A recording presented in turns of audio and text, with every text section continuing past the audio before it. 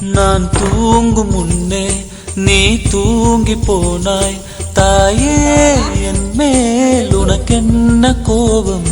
கண்ணான கண்ணே, என் தெய்வ பெண்ணே, கண்ணில் தூசி நீ ஊத வேண்டும். ஐயோ, ஏன் இந்த சாபம் எல்லாம் என்றோ நான் செய்த பாவம்.